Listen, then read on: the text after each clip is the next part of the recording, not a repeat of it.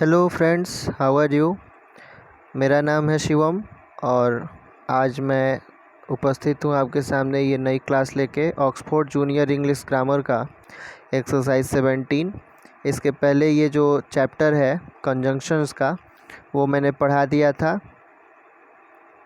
यदि आपने नहीं पढ़ा है तो फिर आप मेरे चैनल पे जाके इसको पढ़ सकते हैं। तो आइए शुरू करते हैं। मैंने एक्सरसाइज 17 को कहा था कि आप बनाएं, आपने बनाया होगा और आज आप मैं आंसर बता देता हूँ, आंसर्स अपने मैच कर लेंगे।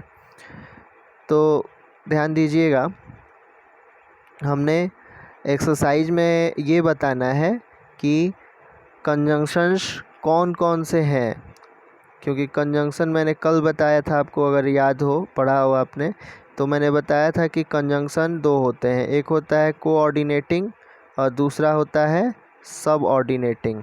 ये दो कंजंक्शन के जो थे कि काइंड्स मैंने बताए थे। आज हम लोग एक्सरसाइज देखने जा रहे हैं, तो आप ध्यान से समझिएगा और इसको पढ़िएगा, और वीडियो अच्छी लगे तो वीडियो को लाइक और शेयर ज़रूर कीजिएगा। ध्यान दें, ये जो पहला क्वेश्चन है ये कहता है कि both Ram and Shyam are poor. यहाँ बताना है कि यहाँ कंजंक्शन है कि नहीं है, अगर है तो कौन सा कंजंक्शन है, और अगर नहीं है तो कैसे नहीं है। तो ध्यान दीजिएगा, यहाँ देखिए कोऑर्डिनेटिंग कंजंक्शन है यहाँ पे एंड। क्यों है? क्योंकि कोऑर्डिनेटिंग कंजंक्शन में कभी भी ध्यान दीजिएगा कि दो वर्ड्स को सिर्फ जोड़ने का काम करता है कोऑर्डिनेटिंग कंजंक्शन, यानी कि राम और श्याम को ये एक जैसे दिखने वाले वर्ड्स को जोड़ता है, इसीलिए एंड क्या है? कोऑर्डिनेटिंग कंजंक्शन है। अगला क्वेश्चन है गिव मी अ पेन और अ पेंसिल। यहाँ भी ध्यान दीजिए कि पेन और अ पेंसिल ये दोनों को जोड़ने का काम कर रहा है और, तो इसीलिए जो और है वो क्या है? ये आपका कोऑर्डिनेटिंग कंजंक्शन हो गया। तो ध्यान दीजिएगा, ये सिर्फ दो वर्ड्स हैं, पेन और अ पेंसिल, इसीलिए और जोड़ रहा है, इसलिए कोऑर्डिनेटिंग। अगला क्वेश्चन है she was playing and dancing. यहाँ पे भी अगेन जो है फिर दो वर्ड्स को जोड़ रहा है एंड, तो इसलिए एंड क्या हो जाएगा? कोऑर्डिनेटिंग कंजंक्शन हो जाएगा। अगला क्वेश्चन है my friend is poor but honest. Question number 4, यहाँ ध्यान दीजिएगा, यहाँ पे भी जो है कि पुअर को और ऑनेस्ट को जोड़ने का काम बट कर रहा है, और इसीलिए क्या है जी? कोऑर्डिनेटिंग कंजंक्शन है। आप इरिटेट हो रहे होंगे कि हर क्वेश्चन जो है उसमें कोऑर्डिनेटिंग कंजंक्शन सर बता रहे हैं, लेकिन ऐसा है इसलिए मैं बता रहा हूँ, और आपने पढ़ा होगा तो आप समझ पा रहे होंगे क्यों है। तो अब आगे आइए, आगे और भी अभी बाकी है एक्सरसाइज, तो अभी आगे आप देखते जाइए क्या होता है। क्वेश्चन नंबर 5 जो है वहाँ देखिएगा, क्वेश्चन नंबर 5 में भी ये जो इधर है और है, ये दोनों ही कोऑर्डिनेटिंग कंजंक्शन में आएंगे, क्योंकि टी और कॉफ़ी को जोड़ने का काम ये इधर और कर रहे हैं। अगला है क्वेश्चन नंबर 6, जहाँ पे नाइदर और नॉर ये भी दोनों हिम और हर को जोड़ने का काम कर रहे हैं, इसलिए ये जो है कि कोऑर्डिनेटिंग कंजंक्शंस हैं। अगला है Ram is here but Geeta is there. ठीक है, यहाँ ध्यान दीजिएगा, दो क्लॉज को जोड़ रहा है, ठीक है ना, ये बट, इसीलिए बट जो होगा ये क्या हो जाएगा जी? अब आप देखिएगा यहाँ पे ये जो बट है ये क्वेश्चन नंबर 7 में सबऑर्डिनेटिंग कंजंक्शन है। क्यों? क्योंकि राम इज हियर कह देने से लगता है कि सेंटेंस जो है अधूरा लग रहा है। राम इज हियर तो अब लगता है कि आगे कुछ आना चाहिए, तो ऐसे में आता है बट और गीता इज हियर, यानी कि इस सेंटेंस को आगे बढ़ाने का काम, यानी कि ये प्रिंसिपल क्लॉज है और ये सबऑर्डिनेट क्लॉज है, यानी कि प्रिंसिपल क्लॉज से सबऑर्डिनेट क्लॉज क्या कर रहा है? ये बट जो है ये जोड़ रहा है, इसलिए बट क्या है? सबऑर्डिनेटिंग कंजंक्शन है। क्वेश्चन नंबर 8 की बात करें हम, तो यहाँ Ram as well as his sons, ठीक है, क्वेश्चन नंबर 8 में ये कोऑर्डिनेटिंग कंजंक्शन हो जाएगा एज वेल एज। क्यों? क्योंकि राम और सन को जोड़ने का काम क्या कर रहा है? Ram as well as coordinating conjunction हो जाएगा। अगला क्वेश्चन, क्वेश्चन नंबर 9, यहाँ पे ध्यान दीजिएगा कि डोंट गो बिफोर आई कम। ठीक है, बिफोर जो होगा क्वेश्चन नंबर 9 में ये सबऑर्डिनेट कंजंक्शन होगा। इसलिए होगा कि यहाँ पे देख लीजिए ये प्रिंसिपल क्लॉज है और इसको आगे बढ़ाने का काम, यानी कि बिफोर क्या कर रहा है? दोनों को जोड़ रहा है। मत जाना, ठीक है, डोंट गो, मत जाना, इससे पहले कि मैं ना आ जाऊँ। बिफोर आई कम, मेरे आने से पहले मत जाना। तो इस तरीके से आप देख पा रहे हैं कि अगला सेंटेंस जो है, यानी ये सबऑर्डिनेट क्लॉज इसको बोलते हैं, जो सेकंड सेंटेंस है, इसको इससे जोड़ने का काम बिफोर कर रहा है। यानी सबऑर्डिनेट क्लॉज को जोड़ने का काम सबऑर्डिनेटिंग कंजंक्शन करता है, इसीलिए बिफोर क्या है? सबऑर्डिनेटिंग कंजंक्शन है। ये सीधे सीधे दिख रहा है कि ये दोनों सेंटेंस को जोड़ने का काम बिफोर कर रहा है। और अगर हम इस सेंटेंस में, पर्टिकुलर सेंटेंस में बात करें तो इन दोनों सेंटेंसेज को जोड़ने का काम बिफोर कर रहा है। यानी अगर एक को छोड़ के एक को हम बिना बिफोर के लिखें तो थोड़ा अटपटा लगेगा, इसीलिए बिफोर क्या है?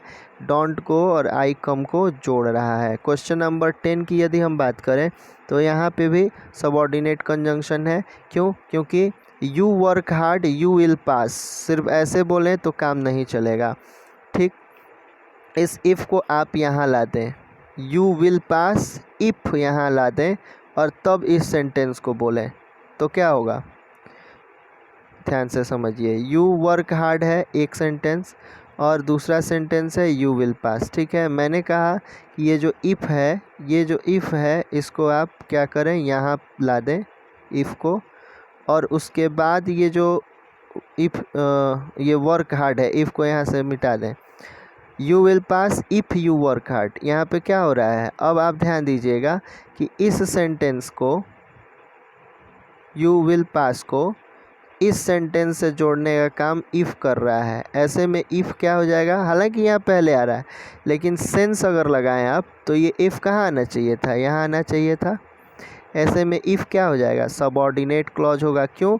क्योंकि प्रिंसिपल क्लॉज जो है ये इसको इस सबऑर्डिनेट क्लॉज से सॉरी उल्टा हो गया। ये जो प्रिंसिपल क्लॉज है इसको सबऑर्डिनेट क्लॉज से जोड़ने का काम क्या कर रहा है? इफ़। अगर आप सेंस लगाएं तो यही ना सेंस होगा कि अगर आप कड़ी मेहनत करेंगे तो आप पास हो जाएंगे। अगर यहाँ से आप मिलाएंगे तो होगा कि आप पास हो जाएंगे। कब?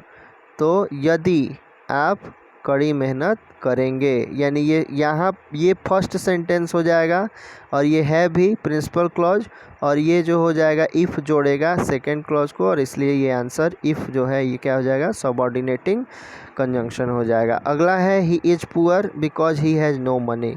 यहाँ पे भी ध्यान दीजिए, वह गरीब है। क्यों गरीब है भाई? क्योंकि उसके पास पैसे नहीं हैं। तो ऐसे में he is poor because he has no money, यानी बिकॉज क्या हो जाएगा? अगेन सबऑर्डिनेटिंग कंजंक्शन हो जाएगा, क्योंकि ये प्रिंसिपल क्लॉज रहा, ये सबऑर्डिनेट क्लॉज रहा, और ऐसे में बिकॉज क्या कर रहा है? प्रिंसिपल क्लॉज से सबऑर्डिनेट क्लॉज को जोड़ रहा है। तो बिकॉज क्या हो जाएगा? सबऑर्डिनेटिंग कंजंक्शन हो जाएगा। क्वेश्चन नंबर 12 की बात करें तो यहाँ ध्यान दीजिए, I know that he will not come. यहाँ ध्यान दीजिए, मैं जानता हूँ, क्या जानता हूँ? तो ही विल नॉट कम, वह नहीं आएगा। तो आई नो हो गया, या ये कह देने से सेंटेंस पूरा नहीं होता है, लेकिन जैसे ही हम कहते हैं कि that he will not come, ऐसे में ये दैट क्या हो जाता है? इस क्लॉज को जोड़ देता है, यानी कि दैट प्रिंसिपल क्लॉज से सबऑर्डिनेट क्लॉज को जोड़ता है। ऐसे में दैट फिर क्या हो जाएगा? सबऑर्डिनेटिंग कंजंक्शन हो जाएगा। अगला क्वेश्चन, क्वेश्चन नंबर 13, यहाँ पे ध्यान दीजिएगा, कह रहा है he has been sleeping since morning. तो यहाँ ध्यान दीजिए, सिंस जो है ये कोई कंजंक्शन नहीं है, बल्कि ये यहाँ हो जाता है प्रीपोजिशन। और कौन सा प्रीपोजिशन होता है, इसके लिए मैं आपसे आग्रह करूँगा कि आप मेरे पुराने वीडियो जो मैंने प्रीपोजिशन पढ़ाया है उसको देखें, क्योंकि मैं एक ही वीडियो में सब कुछ नहीं बता सकता।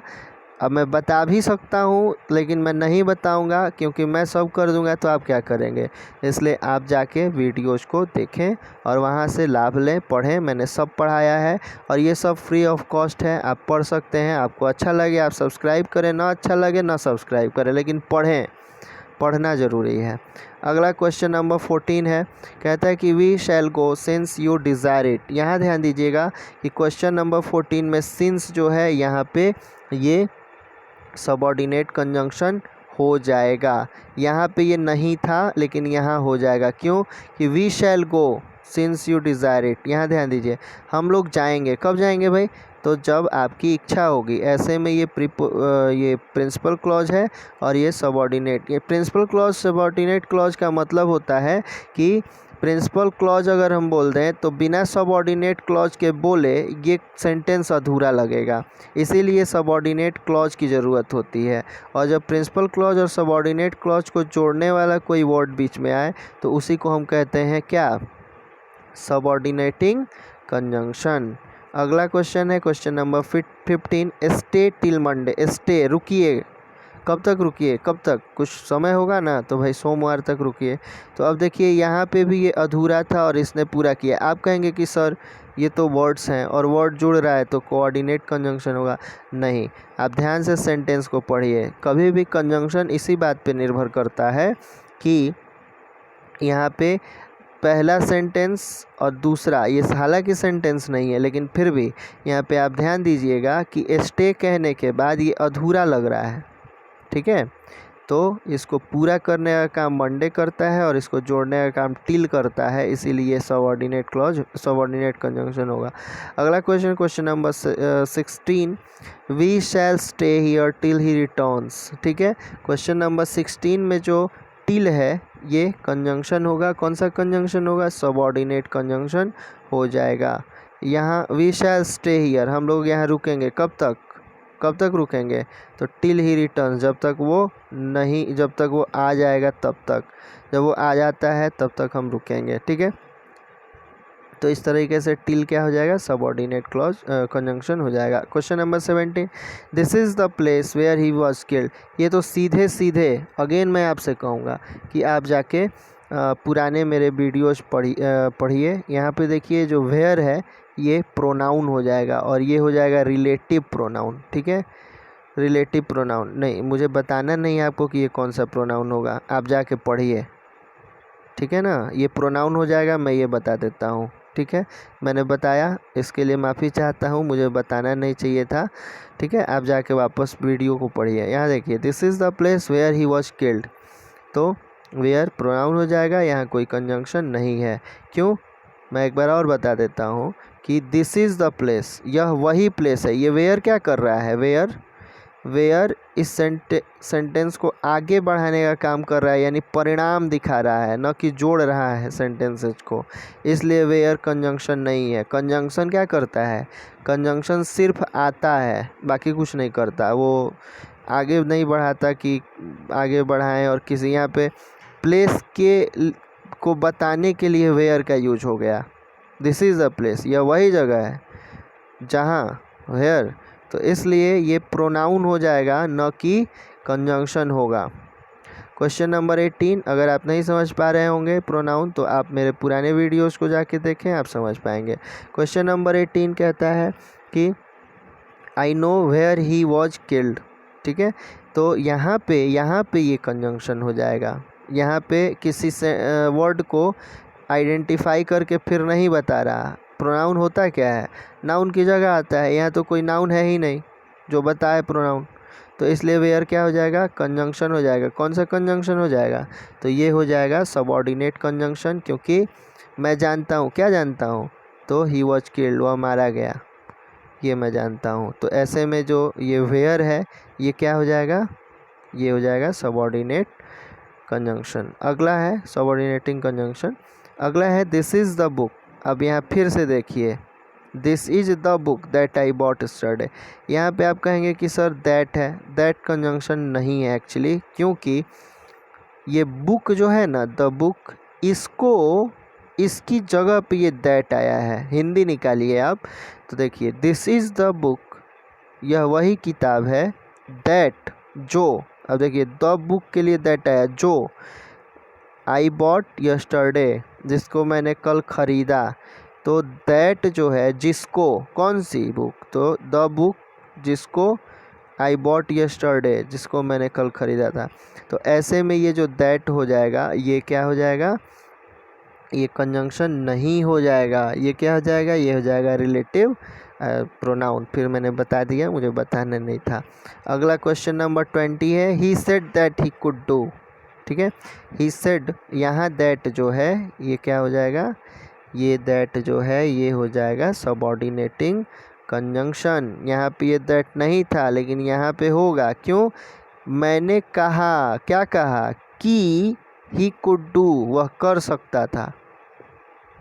मैंने कहा कि, क्या कहा भाई, तो मैंने कहा कि ही कुड डू, वह कर सकता था। ऐसे में दैट क्या कर रहा है, प्रिंसिपल क्लॉज को सबऑर्डिनेट क्लॉज से जोड़ रहा है, यानी बिना प्रिंसिपल क्लॉज के सबऑर्डिनेट क्लॉज जो आए, सॉरी, प्रिंसिपल क्लॉज को ही आगे बढ़ाने का काम सबऑर्डिनेट क्लॉज कर रहा है। ऐसे में ये सबऑर्डिनेटिंग कंजंक्शन होगा। तो दोस्तों आज के लिए इतना ही, अगले क्लास में फिर मिलते हैं। और अगला क्लास जो हमारा होगा वो होगा इंटरजेक्शन का। ये इंटरजेक्शन है आपका चैप्टर नंबर 9। तो और उसके जो सॉल्यूशंस होंगे वो अलग वीडियो में होंगे। तो देखते रहिए वीडियो और लाभ लेते रहिए, पढ़ते रहिए। अच्छा लगे लाइक कीजिए, सब्सक्राइब कीजिए, शेयर कीजिए। धन्यवाद।